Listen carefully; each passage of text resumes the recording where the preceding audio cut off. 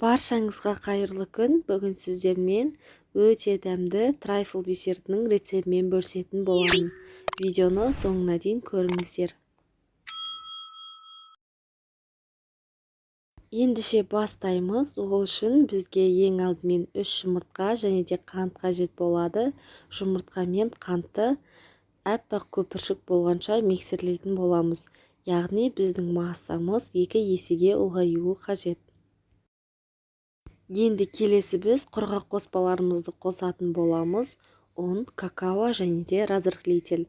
Мен барлығын өлшеп осы ыдыстың ішіне салып қойдым. Енді қасықпен араластырып, біздің массамызға 2-ге бөліп қосатын боламыз.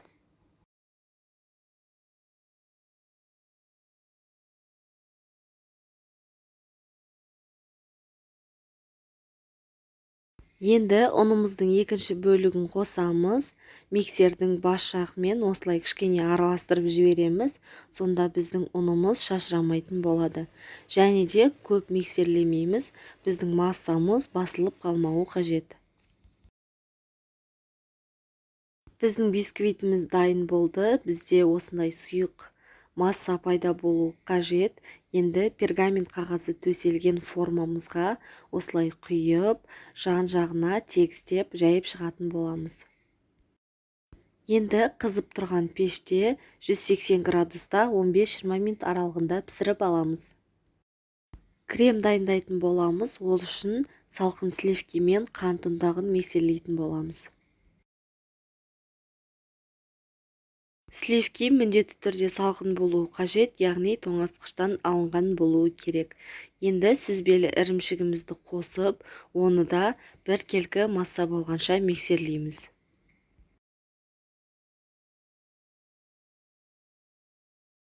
Ешқандай түйіршіктер қалмау керек. Көріп тұрғандарыңыздай біздің креміміз қоюланып дайын болды.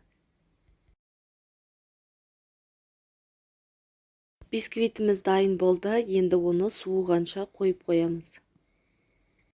Трайфлдың бетіне глазур дайындайтын боламыз. Ол үшін бізге шоколад және де кілегей қажет болады. Микроволновкада ерітіп, екеуін араластыратын боламыз. Микроволновка болмаған жағдайда водяной баняда ерітіп алуға болады.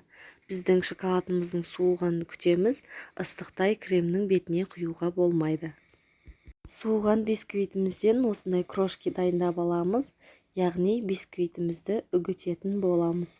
Дайын болған крошкиді трайфлдың осындай формаларына салып шығамыз.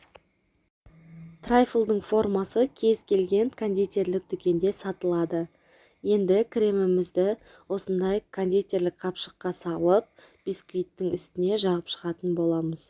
Егер үйлеріңізде кондитерлік қапшық болмаса, қасықпен жағып шықсаңыздар да болады. Енді креміміздің бетін осылай қасықпен тегістеп шығатын боламыз.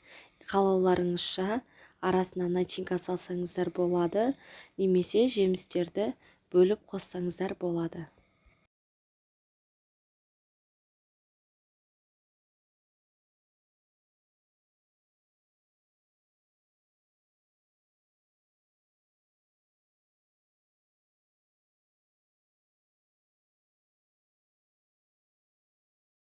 Енді бағана суытып қойған шоколадты глазурымызды үстіне құйып шығамыз.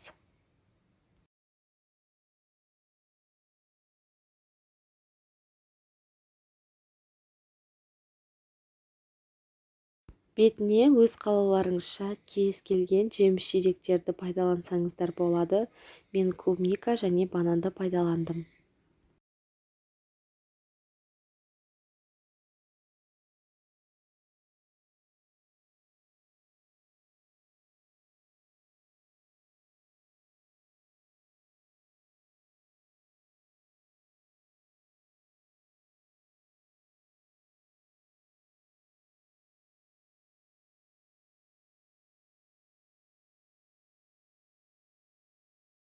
Және де бетіне кокосовая стружкиден кішкене сеуіп жібердім.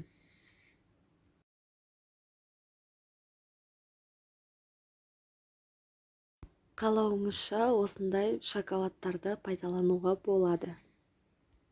Осымен біздің өте дәмді трайфл дайын болды. Милка десерті деп те атайды. Сіздерге де дәл осы рецептпен жасап көруге кеңес беремін. Каналға тіркеліп, лайк басып, пікір қалдыруды ұмытпаңыздар.